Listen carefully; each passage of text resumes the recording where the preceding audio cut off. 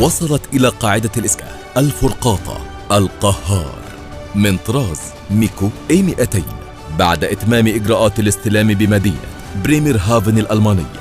لتنضم إلى الأسطول البحري المصري MS بترسانة SPN الألمانية وفقا لأحدث النظم العالمية في منظومات التسليح والكفاءة القتالية. وتعد الفرقاطة القهار الثانية من أصل 4 فرقاطات طراز ميكو A200 تم تعاقدها مصر وألمانيا. وتتمتع الفرقاطة القهار بالعديد من الخصائص التقنية ومنظومات التسليح الحديثة التي تمكنها من تنفيذ جميع المهام القتالية، كما تعد إضافة هائلة لإمكانات القوات البحرية، وتهدف تطوير القدرة على مواجهة التحديات والمخاطر المحيطة بمنطقتنا على مقدراتنا ولسواحلنا الممتدة بالبحرين الأحمر والمتوسط.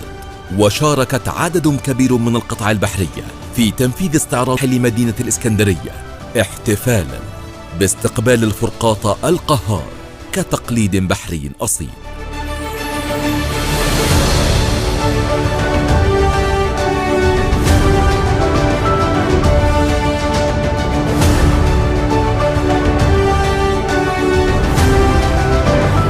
وألقى الفريق أشرف عطوة قائد القوات البحرية كلمة نقل خلالها تحيات السيد الرئيس عبد الفتاح السيسي رئيس الجمهورية، القائد الأعلى للقوات المسلحة فريق أول محمد زكي، القائد العام للقوات وزير الدفاع والإنتاج الحربي،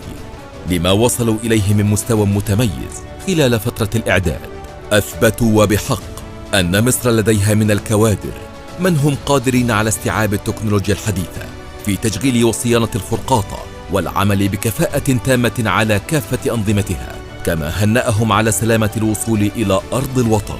وأوصاهم بأهمية الحفاظ على وحدتهم الجديدة والتدريب الجيد للوصول لأقصى درجات الاستعداد. وأشار قائد القوات البحرية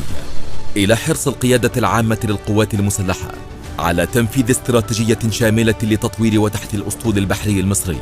بالإضافة لأحدث أنظمة التدريب لتدريب أجيال من الأطقم العاملة مستقبلا، موضحا أن الفرقاطة الجديدة ستضاعف من قوة الردع للبحرية المصرية كقوة تحقق الأمن البحري والاستقرار